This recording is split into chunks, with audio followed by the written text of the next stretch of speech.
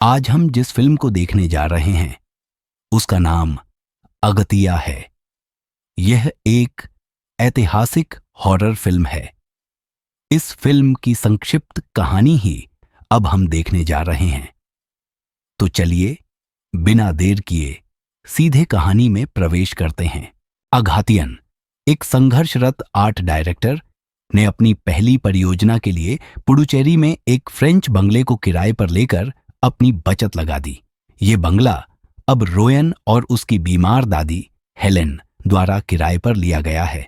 हालांकि जब फिल्म की शूटिंग बीच में ही रोक दी जाती है तो अघातियन तनाव में आ जाता है और अपने गृहनगर तिरुवन्नामलाई लौट जाता है।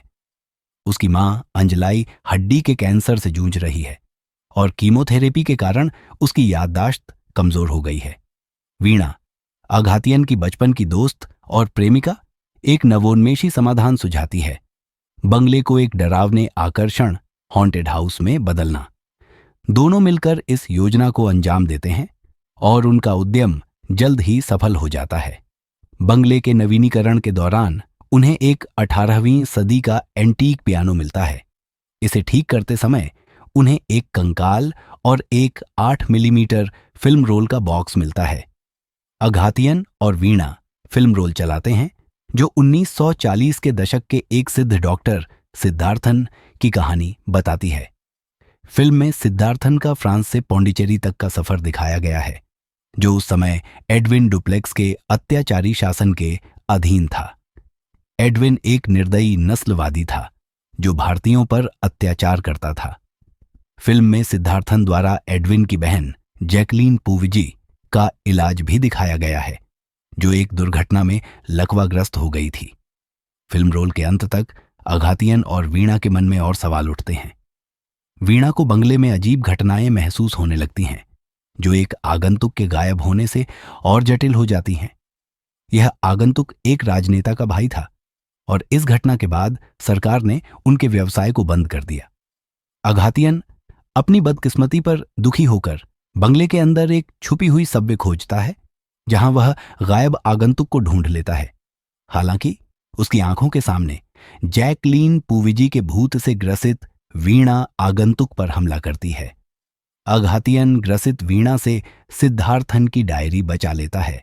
डायरी में सिद्धार्थन के कुछ निष्कर्ष दर्ज हैं, लेकिन एडविन डुप्लेक्स के दुष्ट आत्मा ने उनकी खोज को बीच में ही रोक दिया और अघातियन और वीणा को बंगले से बाहर निकाल दिया।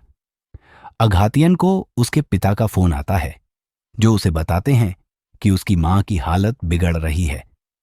घर लौटकर अघातियन डॉक्टर से परामर्श करता है और कन्नड़ी सिद्धर की एक तस्वीर देखता है, जिसे वह पहले भी देख चुका था, लेकिन वह रहस्यमय तरीके से गायब हो गया था।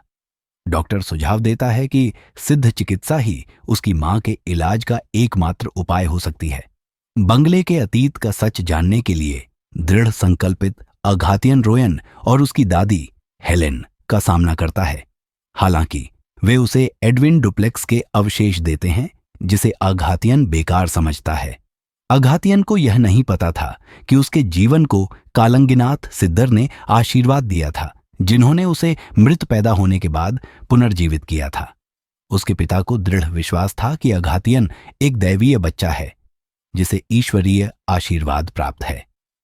उस रात अघातियन को एक सपना आता है, जिसमें हेलेन उसे बंगले की ओर ले जाती है और एक वॉइस सिलेंडर के बारे में बताती है, जो उनकी अगली सुराग है। अघातियन और वीणा वॉइस सिलेंडर चलाते हैं, जिससे पता चलता है कि एडविन डुप्लेक्स ने अपने नस्लवादी स्वभाव के बावजूद सिद्धार्थन से दोस्ती का नाटक किया था, ताकि वह उसके औषधीय फॉर्मूले का फायदा उठा सके। हेलेन, एडविन की पत्नी, सच्चाई उजागर करती है कि उसके पति ने सिद्धार्थन की हत्या कर दी थी और उसे धोखेबाज बताकर अपने विश्वासघात को छुपाया था। एडविन की क्रूरता की कोई सीमा नहीं थी। उसने एक स्वतंत्रता सेनानी नंजीलन और उसके परिवार को भी मार डाला था, ताकि उसकी सत्ता को कोई खतरा न हो। इसके अलावा उसने जैकलीन से सिद्धार्थन के फॉर्मूले छीन लिए और उसकी हत्या कर दी, लेकिन हेलेन बाल बाल बच गई। गांव वाले सिद्धार्थन की अन्यायपूर्ण हत्या से क्रोधित होकर एडविन के बंगले पर हमला करते हैं। एडविन सबवे में भाग जाता है, जहां उसने औषधीय फॉर्मूले अपनी कब्र में छुपाए थे, जिसे उसने अमर जीवन के लिए विशेष रूप से डिजाइन किया था। उसने अपने लेखाकार और सहायक शेषाद्रि को कब्र को ढकने और हमलावरों के जाने के बाद उसकी मदद करने का निर्देश दिया। दुर्भाग्य से शेषाद्रि को भीड़ ने मार डाला और एडविन अपनी ही कब्र में फंसकर दम घुटने से मर गया। हड्डी के कैंसर के इलाज के फॉर्मूले को बचाने के लिए अघातियन बंगले की ओर भागता है। हालांकि बंगले की रक्षा करने वाली बुरी शक्तियां उसे रोकती हैं। तभी कन्नड़ी सिद्धर प्रकट होते हैं और बताते हैं कि सौरमंडल के 8 ग्रह एक सीध में आने वाले हैं, जो पृथ्वी पर अत्यधिक शक्ति का संचार करेंगे और अस्थायी रूप से बुरी शक्तियों को कमजोर कर देंगे। इस अवसर का लाभ उठाते हुए अघातियन, वीणा और शंकर बंगले में प्रवेश करते हैं और औषधीय फॉर्मूले को पाने के लिए कई बाधाओं को पार करते हैं। वे एडविन के शव को जला देते हैं, लेकिन अच्छी ऊर्जा का 11 मिनट का समय समाप्त हो जाता है और वे अंदर फंस जाते हैं। जब एडविन की आत्मा हमला करती है तो सिद्धार्थन की आत्मा बीच में आती है और अघातियन की मदद करती है। सिद्धार्थन बताते हैं कि अघातियन नंजीलन का पुनर्जन्म है और सिद्धार्थन और नंजीलन की आत्माएं अघातियन के साथ मिलकर एडविन की बुरी आत्मा को हरा देती है। अंधेरी शक्तियों के खत्म होने के साथ सिद्धार्थन और जैकलीन की आत्माएं अंततः मिलती है और एक साथ स्वर्ग की ओर प्रस्थान करती हैं। कुछ महीनों बाद अंजलाई को सिद्धार्थन के फॉर्मूले से बनी सिद्ध दवाओं के कारण ठीक होते देखा जाता है। अघातियन सोचता है कि भले ही उसकी मां की याददाश्त पूरी तरह से वापस न आए, लेकिन वह उसे बचाने के लिए कुछ भी करने को तैयार है। यह अगतिया फिल्म की पूरी कहानी थी। मेरे अनुसार यह एक औसत दर्जे की फिल्म है।